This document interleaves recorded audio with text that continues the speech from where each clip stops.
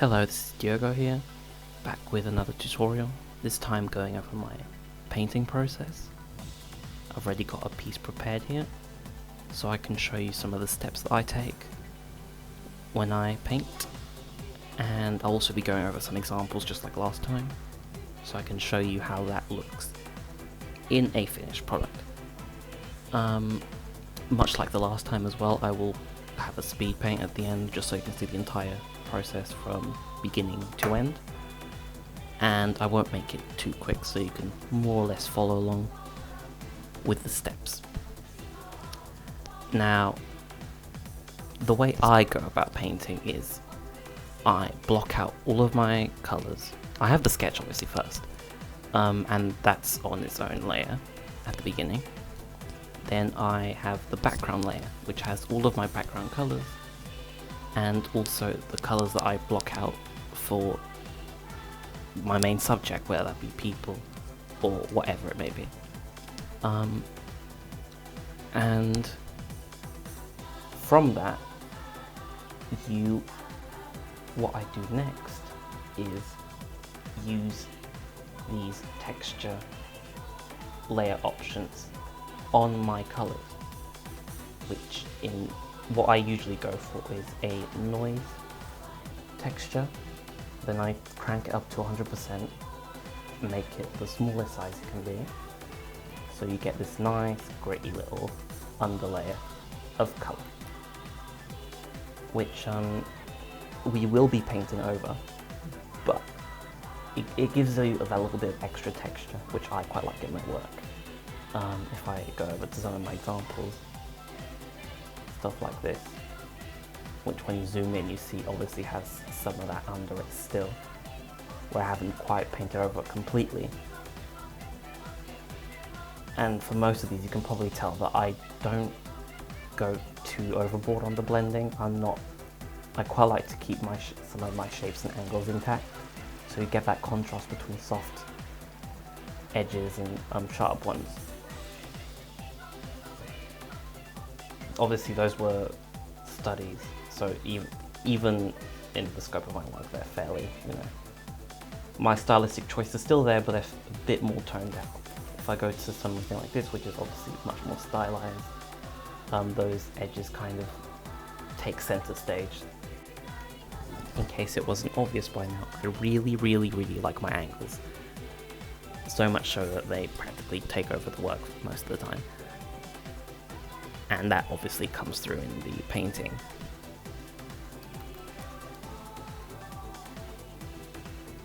I also quite like to, I don't do it for every single one of my pieces, but for a few, if I'm feeling in the mood, I guess, I get a half-tone brush and just go over some of the, whether there's colour transitions.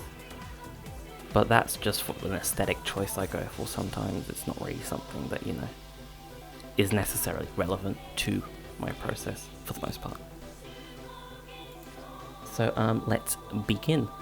Last time I was talking about the way, I made the texture layer a noise one, so I would have something to paint over. And from there, I merge all of my layers together like a maniac.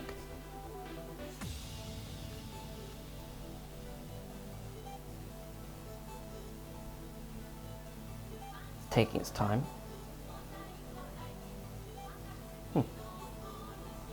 Voila. If I get rid of these ones for now, I'll call them up later if I need them. It's not slowing down the entire machine. Yeah. And I just slap in some colours. It doesn't really matter. I tend to choose quite weird colours. For the edges, I'm probably going to go for something quite desaturated, and probably somewhere near the purple end of the spectrum. The brushes I use for painting, for when I do line art, I obviously only use the pen and eraser tools. But for painting, I use pen, airbrush, very sparingly, but I do use it. A water brush for blending, but that's also what the airbrush is for. It depends on if I can be bothered to do it with the airbrush, or if it's just easier with a water tool. pastel brush if I want more texture. Otherwise, I will go for the best acrylic brush on site, which with certain layer textures, it changes how it actually functions on the page. See, it's got a nice little grit to it that I quite like. And what I do first, I go over the edges first, get in my darker shadows in.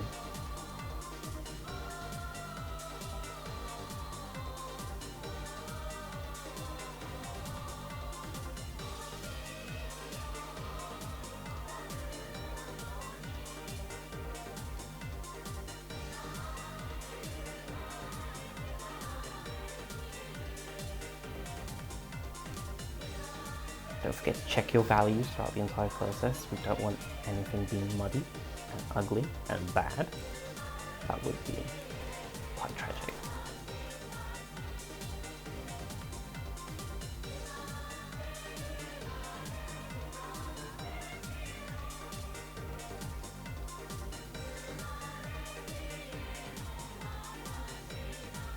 This is basically just it, just building up of layers. Like, this is quite rough at the beginning, which it should be, it's the painting.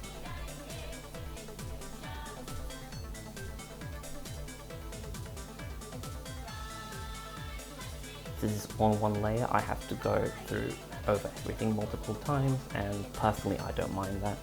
If that's something that stresses you out, then feel free to make multiple layers. This still, most of what I'm demonstrating applies for multiple layers, so it should be fine.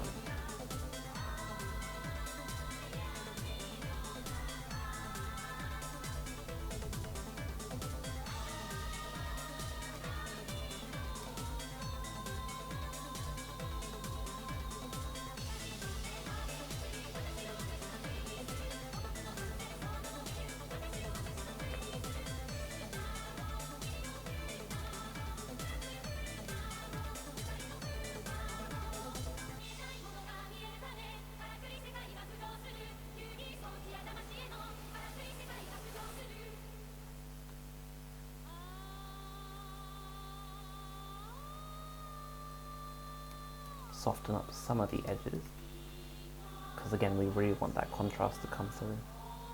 Or I do anyway.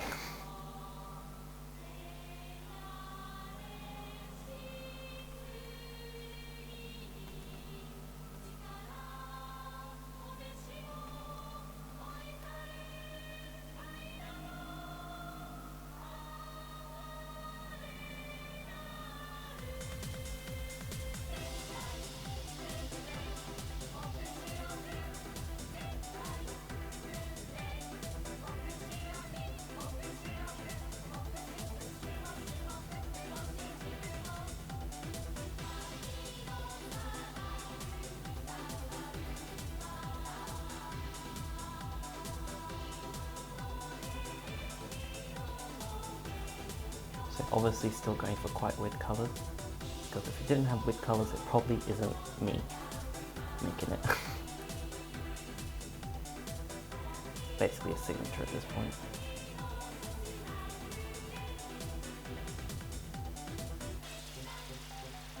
I've decided to keep all of the black areas in the piece completely black and flat. It's partly an homage to Leyendecker, which is an artist I quite recommend you look at. He's very snazzy. And also because I just think it looks neat like that. So yeah, gives everything a bit more of a stylish flair. And anyone who knows me knows I like style.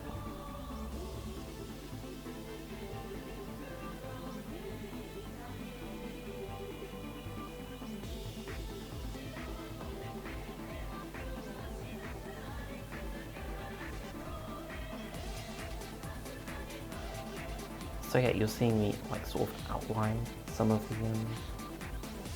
the shades and like the borders of the face.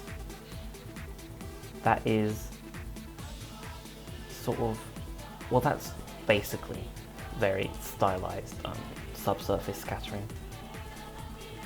These extra yellow bits, which obviously that's not what it actually looks like in real life, because when that happens, then the color will always be like a red, because it's the light going through the skin and reflecting the sort of going through the inside and reflecting sort of a reddish orangey color, kind of color. And this is very obviously not orange, but who cares? Realism is for cowards. That's just the tea, I'm sorry.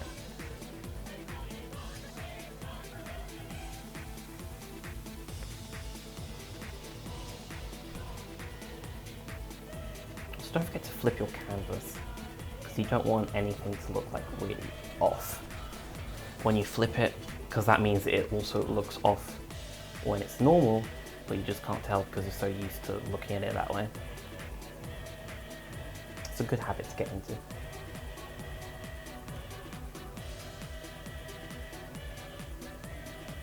Lots of purple, because I love purple. It's a great colour. The reason I love it, part of the reason I love it so much, is that it functions as both a warm and a cool colour depending on the context it's used in. It's very interesting and neat.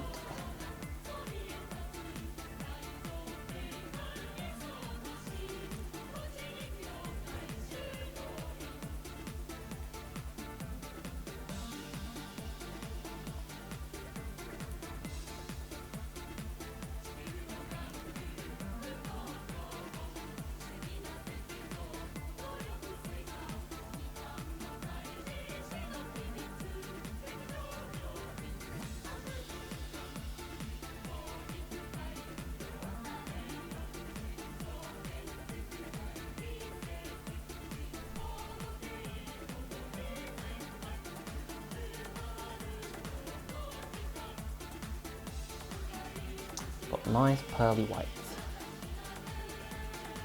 Living her best life, she is.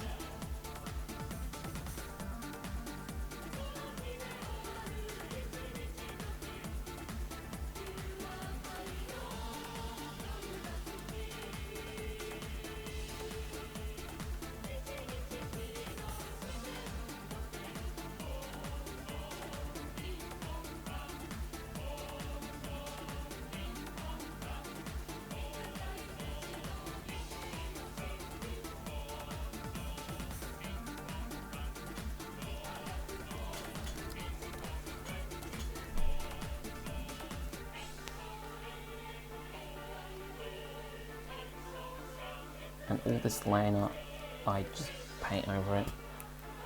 I keep some of it for the darker areas. They do say that you should never shade with black, but in the right circumstance I find black that is actually a very good colour to use, because it works so well with saturated colours.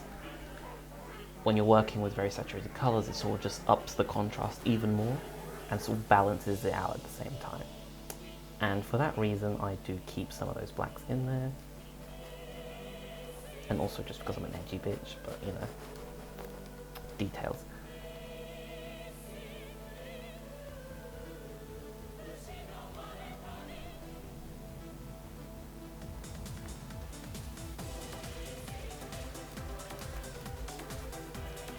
Ooh, can't forget the little shadow being cast by the hat. There we go.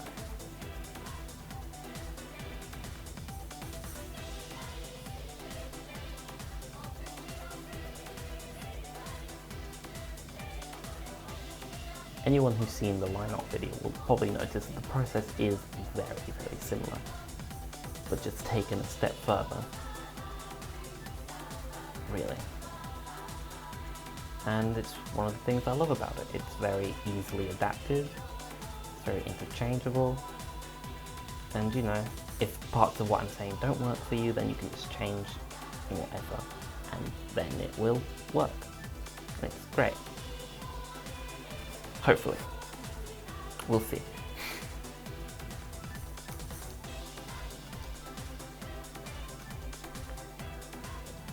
Part of the problem with using these sort of noise texture layers for, you know, with the background of your color is you kind of lose the original colors a little bit because they do darken or lighten up depending on what layer you're using.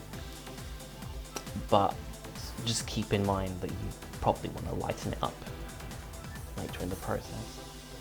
Because again, this is just background noise to sort of give the final piece a bit of grit.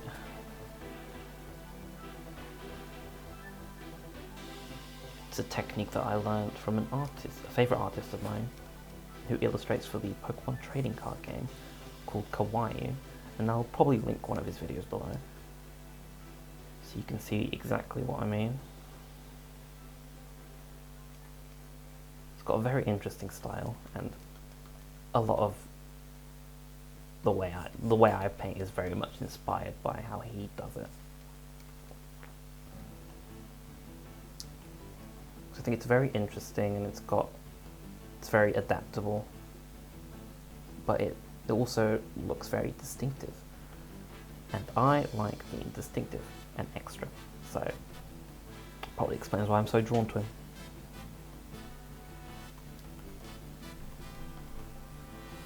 Now, all these hard shapes also serve to sort of keep the illusion of, you know, cells, like acetate cells in animation, where it's sort of like a combination of painting and that sort of aesthetic. So I get the best of both worlds, hopefully. Now, people seem to like how I paint, so I'm assuming I'm doing a good job. I hope. And I also I'm not really going to bother with defining the hair, because there's no point really. What you have to maintain, you have to give the impression of the thing you're drawing. You don't have to go overboard drawing every strand, because that is effort, and that's not the point.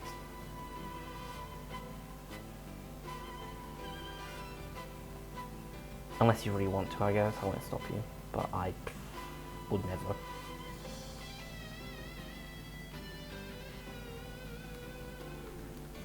I'm not really going to explain exactly what I'm thinking with the hair here, because, well, I've already explained it in the previous video, so there's no point really.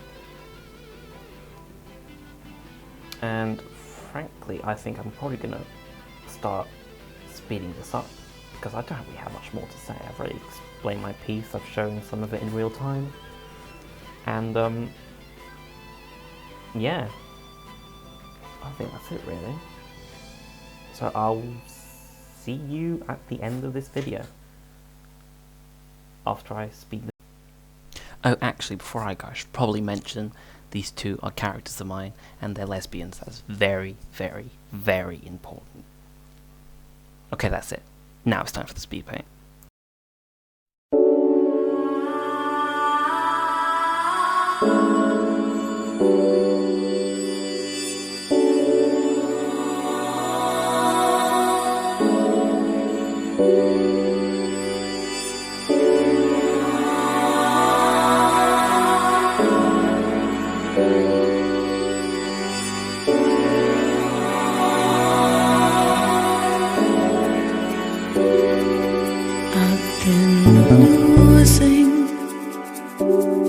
Leaving, I've been fooling, deceiving, I've been stealing, hiding, I've been calling, crying, I've been alone. I'd rather be in love.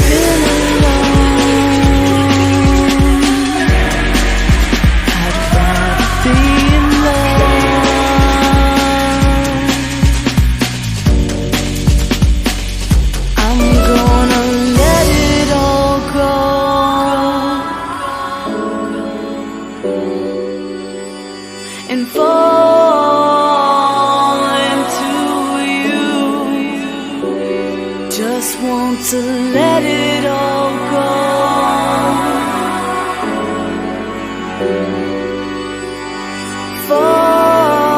Falling for you.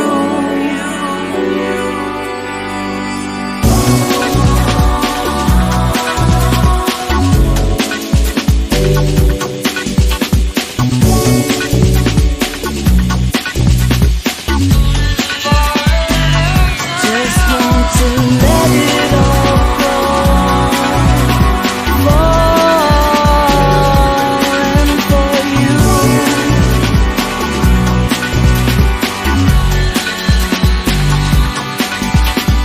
Falling to you.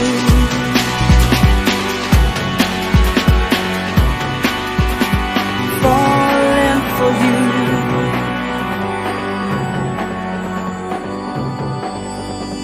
Falling to you.